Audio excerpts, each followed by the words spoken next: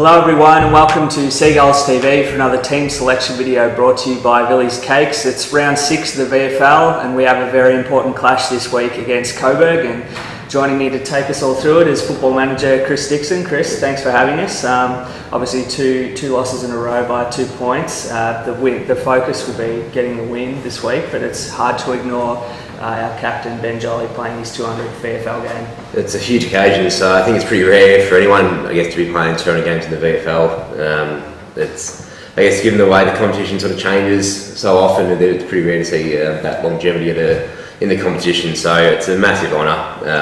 No one's understating that. It's a huge occasion for our football club. It's a great occasion for Ben himself, and obviously it's one there we want to really cap off with a win. Can you tell us a bit about his character? He seems like a very humble person on and off the field with great leadership qualities. Just tell us a bit about, I guess, how the players look up to him. Certainly, he's the type of guy, he gets the respect of everyone he meets straight away. He's the most genuine person you'll ever meet.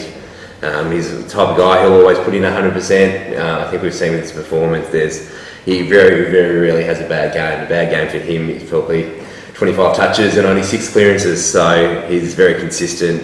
That's the thing you're going to get about him. But certainly off the field, as you mentioned, he's an extremely humble character, often understated at times, but he's certainly a leader that has led our club extremely well, and he's been such a significant figure here in the club, certainly since my time here anyway.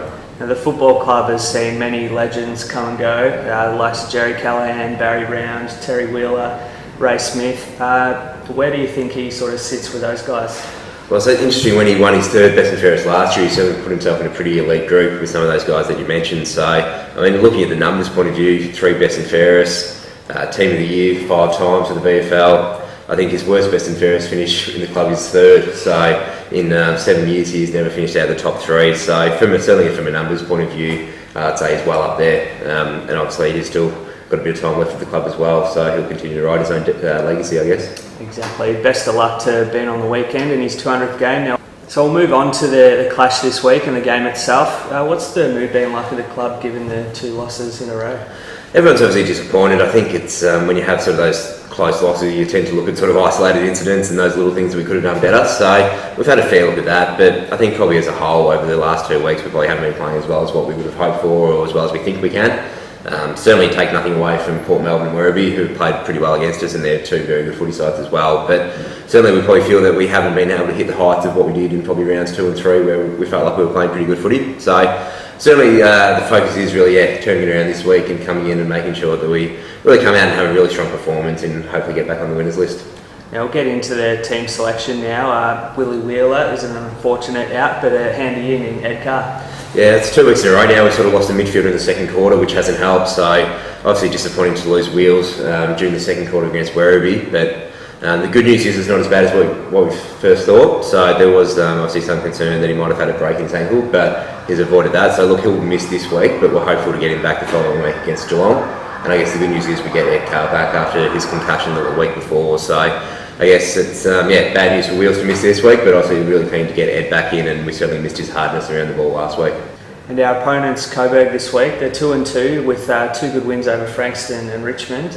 What can you tell us about them? So they're coming off the bye, so they didn't play on the weekend, but certainly looking at the game against Essendon, it was really just their start that cost them. Over probably the last 3 quarters, the scores were pretty even. So look, they've had a couple of losses which have been pretty close to Essendon and Box Hill, and as you mentioned, had 2 good wins. So I think everyone sort of in the competition's realised they've certainly improved from last year. They've got some new players in, and look, they're going to be a real competitive side. We know they're going to come pretty hard at us, and we know it's going to be a really tight battle. So it's great to see them doing well as a standalone club. It's good for the competition, and it's certainly going to be a good encounter out there, and hopefully we get a lot of people down there to watch 2 really good quality standalone teams go at it.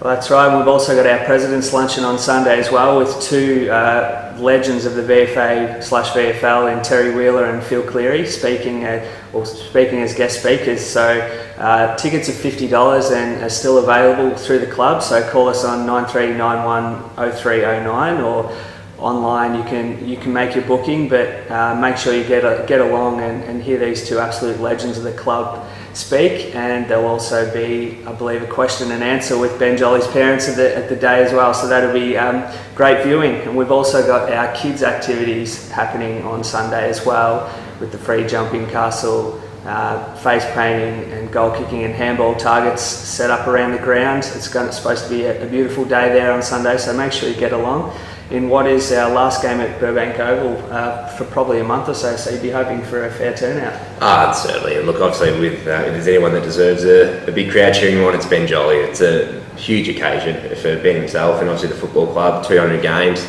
It's a wonderful achievement. I think the weather's going to be great down there on Sunday, so look, if there's any week you want to come down and cheer Ben on, it's certainly this one, and make sure that hopefully the boys put on a really good performance for him and we can cheer them off after the game, hopefully with a win.